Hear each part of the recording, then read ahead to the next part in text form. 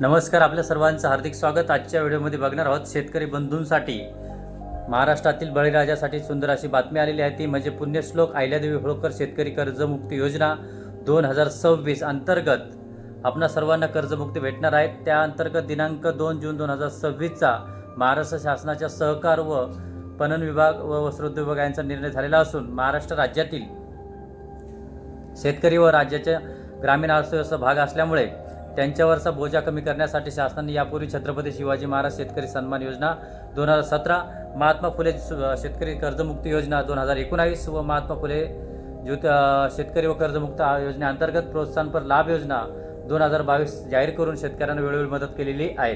आता दिनांक आज विचार केला तर महाराष्ट्रातील सर्व शेतकरी हे विविध प्रकारच्या नैसर्गिक आपत्तीने आणि खास करून मार्केटचा विचार केला तर मार्केटच्या हानींना पूर्ण ग्रस्त आहेत. तर शासनाने विचार केल्यानुसार दिनांक 2/6/2000 रोजी झालेल्या मंत्रिमंडळ बैठकीमध्ये राज्यातील थकबाकीदार शेतकऱ्यांना कर्जमुक्ती व कर्जाची नियमित परतफेड करणाऱ्या शेतकऱ्यांना प्रोत्साहनपर लाभ देण्याबाबत निर्णय घेण्यात आलेला असून त्याचा तपशील खालीलप्रमाणे आहे. आपल्या स्क्रीनवर दिसत असल्याप्रमाणे या योजनेचं नाव आहे पुण्यश्लोक अहिल्यादेवी होळकर शेतकरी कर्जमुक्ती योजना 2026.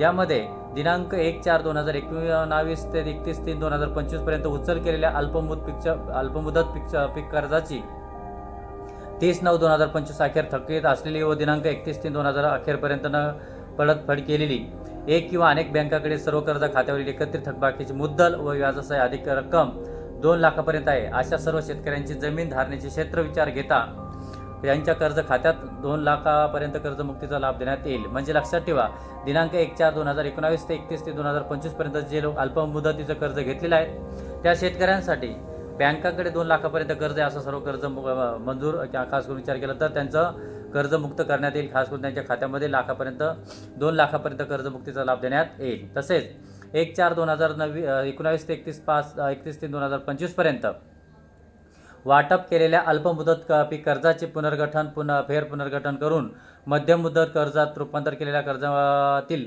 30/9/2025 पर्यंत तो 31/3/2000 अखेरपर्यंत परतफेड न केलेल्या हप्त्यांची मुद्दल व व्याजासह अधिकतम रक्कम 2 लाखापर्यंत असल्यास त्याचा कर्जमुक्ती योजनेत समावेश करण्यात येईल. म्हणजे लक्षात ठेवा, मध्यम मुदताचं कर्ज पण असेल पण ते सुद्धा कर्ज 2 लाखापर्यंत असेल तर नक्कीच ते कमी करण्यात येईल.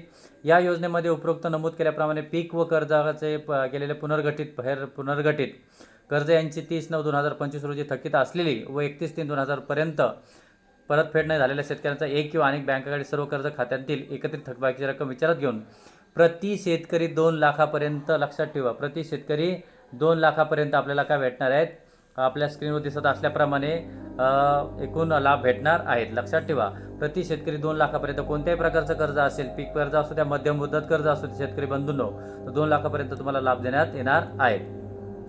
तसेच ज्या शेतकऱ्यांचा यापूर्वी महात्मा ज्योतिराव फुले शेतकरी कर्जमुक्ती योजना 2019 चा लाभ मिळाला आहे अशा शेतकऱ्यांना 1/4/2019 ते 31/3/2025 पर्यंत उचल केलेल्या अल्पमुदत पीक कर्ज व पीक कर्जाचे केलेले पुनर्गठन केलेल्या थकीत हप्त्यांची दिनांक 30/9/2025 पर्यंत व 31/3/2000 पर्यंत 26 पर्यंत परतफेड न केलेली एक किंवा अनेक बँकाकडील कर्ज खाते एकत्रित थकबाकीची रक्कम मुदत व्याजासह 50,000 पर्यंत असल्यास त्यांना या योजनेअंतर्गत 50,000 पर्यंत मदत मिळणार आहे.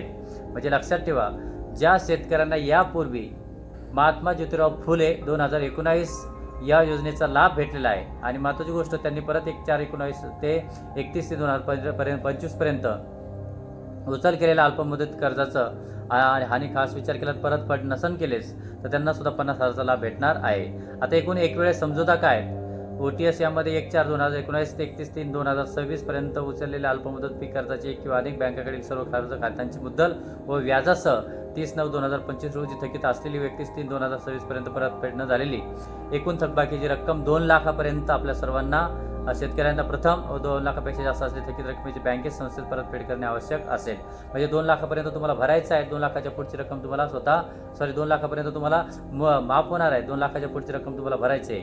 अशी रक्कम परतफेड केल्यानंतरच पात्र शेतकऱ्याला एक वेळेस समजोता 2 लाख रकमेचा देण्यात येईल. म्हणजे लक्षात ठेवा, 2 लाखापेक्षा जास्त रक्कम असेल ती वरची रक्कम तुम्ही भरल्यानंतरच तुम्हाला एक वेळेस समजोता OTS करण्यात येईल.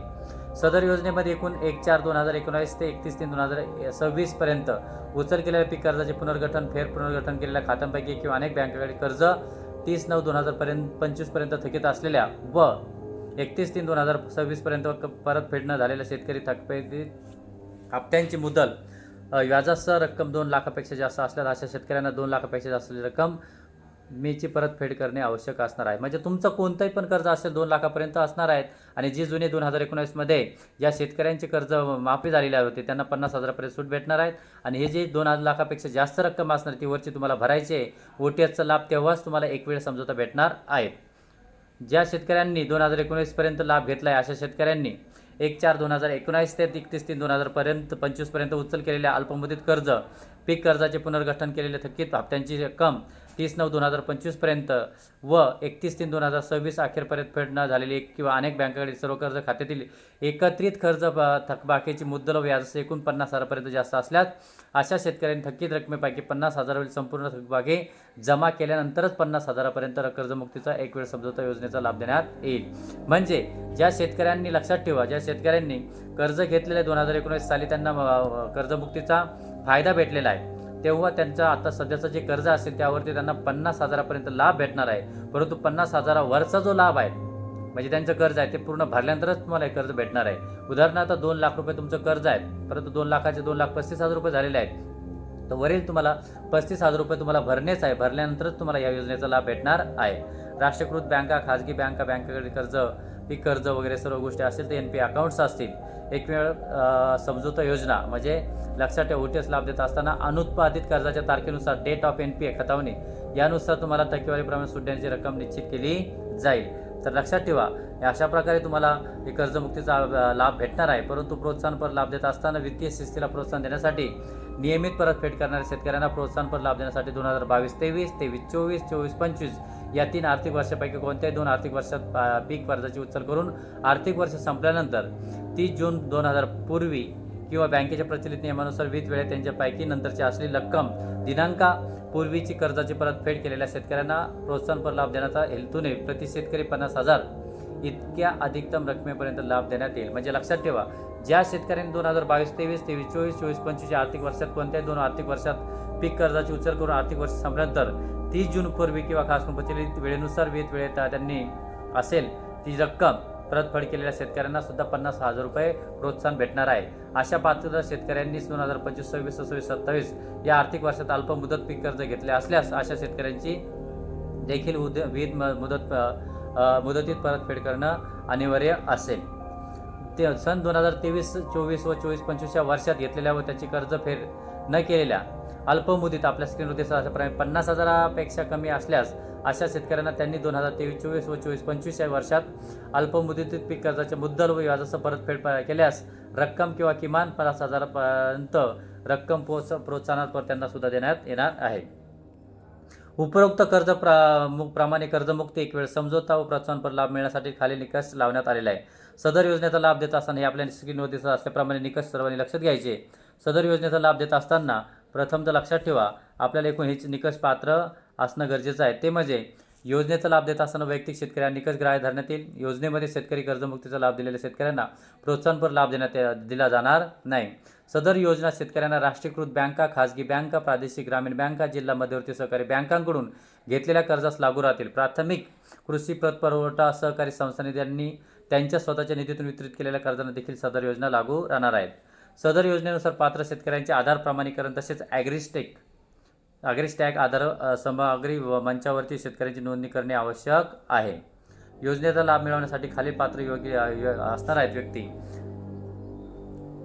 महाराष्ट्रातील रहिवासी, भूतपूर्व मंत्री हे सर्व लागू नसणार परंतु शेतकरी असणं आवश्यक आहे. राज्यमंत्री, विद्यमान भूतपूर्व लोकसभा राज्य सदस्य, भूतपूर्व विधान